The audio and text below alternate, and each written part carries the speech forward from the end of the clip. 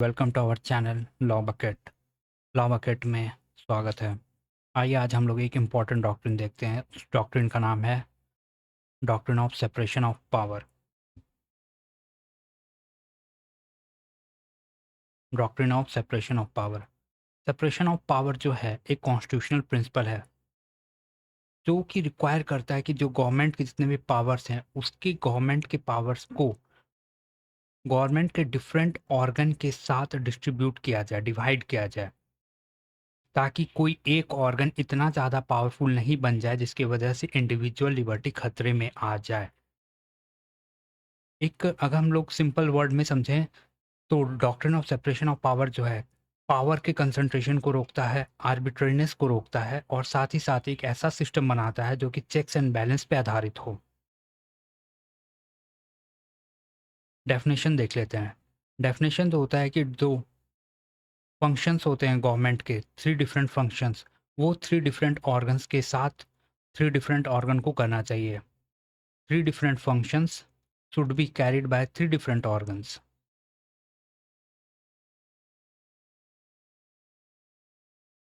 जैसे कि लेजिस्लेचर का काम होता है लॉ बनाना, एग्जीक्यूटिव का काम होता है कि लॉ को इम्प्लीमेंट किया जाए और एडमिनिस्टर किया जाए, जुडिशरी का काम होता है लॉ को इंटरप्रेट करना और जितने भी डिस्प्यूट हैं उसको सेटल डाउन करना। इस डॉक्ट्रिन के मुताबिक एक ऑर्गन को दूसरे ऑर्गन का फंक्शंस परफॉर्म नहीं करना चाहिए। Historical origin. इस डॉक्ट्रिन का क्या ओरिजिन है?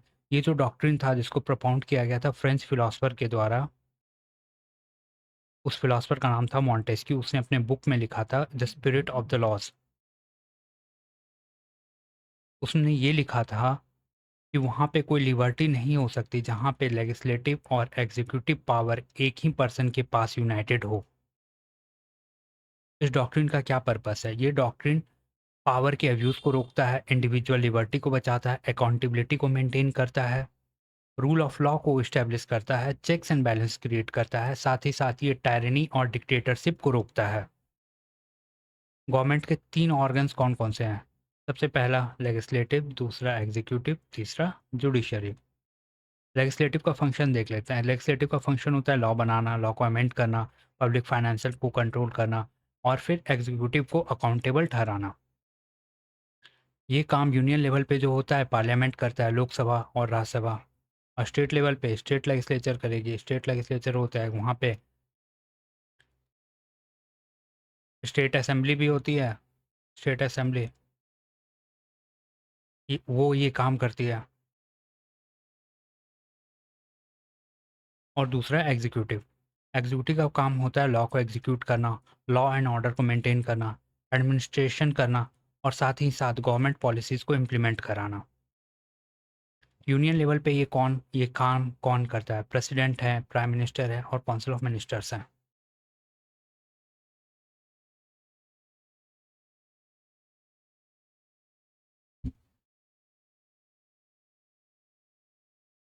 जुडिशरी का फंक्शन है लॉ को इंटरप्रेट करना, फंडामेंटल राइट को प्रोटेक्ट करना, साथ ही साथ डिस्प्यूट्स को रिजॉल्व करना और कॉन्स्टिट्यूशनल सुप्रीमेसी को इंश्योर कराना। और ये काम कौन देखता है? सुप्रीम कोर्ट और हाई कोर्ट। अब आइए हम लोग एक इंपॉर्टेंट डिफरेंस देखते हैं स्ट्रिक्ट सेपरेशन ऑफ पावर और फंक्शनल सेपरेशन ऑफ पावर।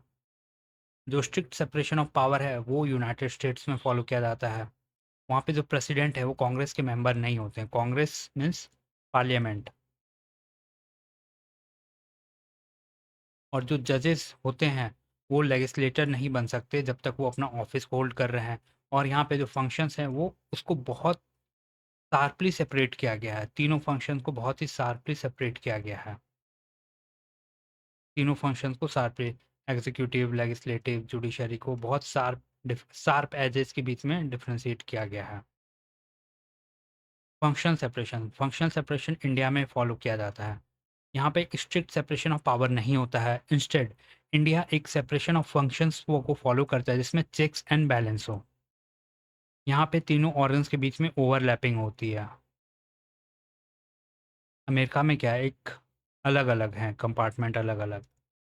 और इंडिया में ओवरलैपिंग होती है। ये ओवरलैपिंग हो रहा है, ये ओवरलैपिंग हो रहा है। जुडिशरी, एग्जीक्यूटिव, लेजिस्लेटिव के बीच में ओवरलैपिंग है। फॉर एग्जांपल के लिए जैसे कि एग्जीक्यूटिव है, वो ऑर्डिनेंस बनाती है, जुडिशरी अपना रूल्स बना सकती है। जो एग्जीक्यूटिव ऑर्डिनेंस बनाती है means president and article 123 ordinance lay down करता है, गवर्नर भी आर्टिकल 213 में ऑर्डिनेंस ले डाउन कर देता है। जुडिशरी अपना प्रोसीजरल रूल्स बनाती है। फॉर एग्जांपल विशाखा का केस में गाइडलाइंस ले डाउन किया गया था। और साथ ही साथ लेजिस्लेचर कुछ जुडिशियल फंक्शंस भी परफॉर्म करती है, जैसे कि इम्पीचमेंट,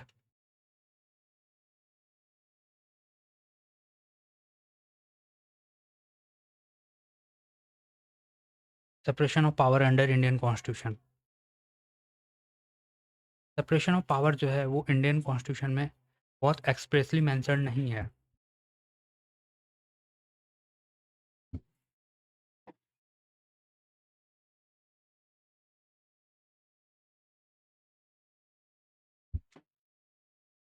पर इसको बहुत सारे अलग अलग प्रोविज़न के थ्रू रिफ्लेक्ट किया गया है। सबसे पहले हम लोग देखते हैं आर्टिकल 50।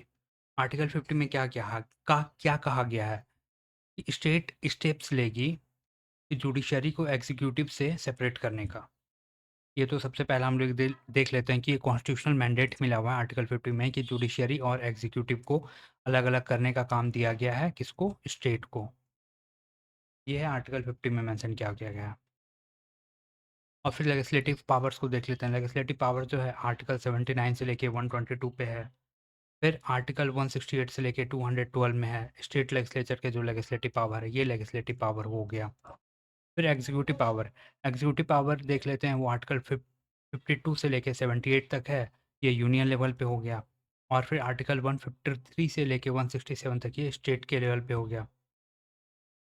जुडिशियल पावर दिया हुआ है आर्टिकल 124 से लेकर 147, ये सुप्रीम कोर्ट से डील करता है। आर्टिकल 214 से 231 ये हाई कोर्ट से डील करता है। Checks and balances in India. Constitution जो है यहाँ पे मतलब एक मैंडेट करता है कि कोई भी आर्टिकल एक दूसरे से कंप्लीटली अलग नहीं हो जाएगा।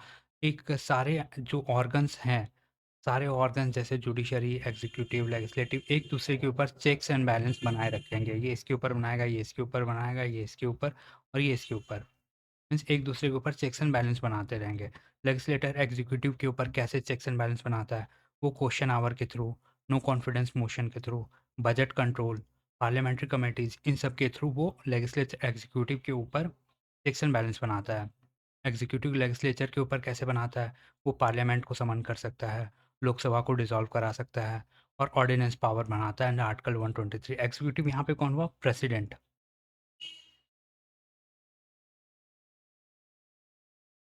फिर जुडिशरी क्या करती है, जुडिशरी दोनों काम करती है। मीन्स एग्जीक्यूटिव को भी वो चेक करती है और लेजिस्लेटिव को through the function of judicial review.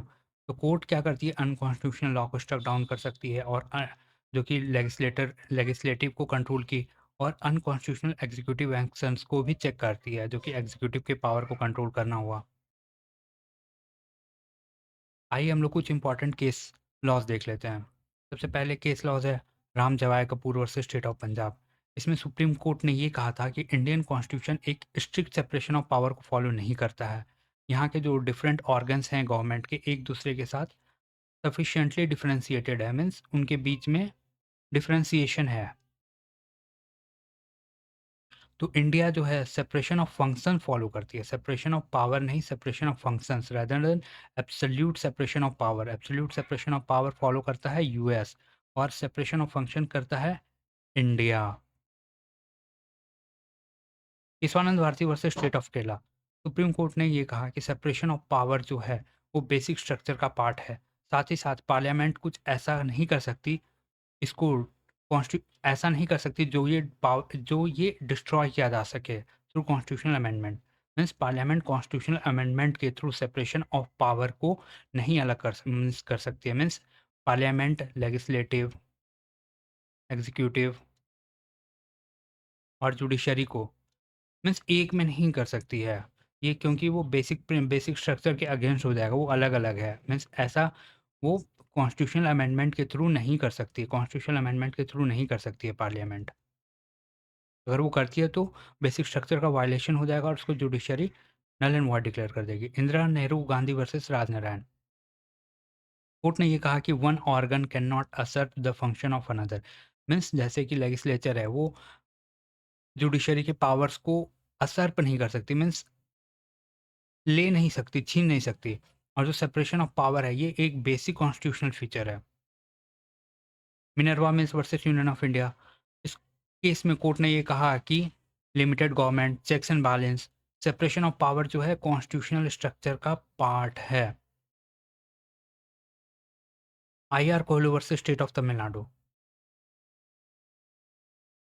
Supreme court ने ये कहा कि जो जुडिशियल रिव्यू है वो कहाँ से आता है, वो सेपरेशन ऑफ पावर से आता है, और सेपरेशन ऑफ पावर से आता है जुडिशियल रिव्यू, और ये बेसिक स्ट्रक्चर का पार्ट होता है। तो आइए अब देख लेते हैं हम लोग एडवांटेजेस क्या क्या होते हैं सेपरेशन ऑफ पावर्स के। जो सेपरेशन ऑफ पावर है वो पावर के कंसंट्रेशन को रोकता है, लिबर्टी को प्रोटेक्ट करता है, इफिशिएंसी बनाता है, मीन्स जितने भी गवर्नमेंट के फंक्शंस होंगे वो एफिशिएंट होंगे, आर्बिट्रेरीनेस रोका जाएगा, आर्बिट्रेरीनेस को, अकाउंटेबिलिटी होगी, मीन्स वहाँ पे ट्रांसपेरेंसी होगी, लोग लायबल होंगे, जो पर्सन हैं वो लायबल होंगे। ये डेमोक्रेसी को मजबूत करता है। इस डॉक्ट्रिन का क्या क्या क्रिटिसिज्म है, ये जो कंप्लीट सेपरेशन ऑफ पावर है वो इम्प्रैक्टिकल है। जितने भी मॉडर्न गवर्नमेंट होते हैं वो एक ऑर्गन, जो तीनों ऑर्गन्स हैं एक दूसरे का कॉपरेशन चाहिए तीनों को चलने के लिए। स्ट्रिक्ट अगर वो तीनों वाटर टाइट कंपार्टमेंट में अलग अलग रहेंगे तो ऐसे में गवर्नमेंट का चलना मुश्किल हो जाएगा। तो ये मुश्किल है और ये प्रैक्टिकल है, और एक्सेसिव सेपरेशन से डेडलॉक हो जाता है। और साथ ही साथ ये हम लोगों को पता चला कि ओवरलैपिंग से एडमिनिस्ट्रेशन में एफिशिएंसी आती है। हमें सेपरेशन ऑफ फंक्शन होना चाहिए, सेपरेशन ऑफ फंक्शंस,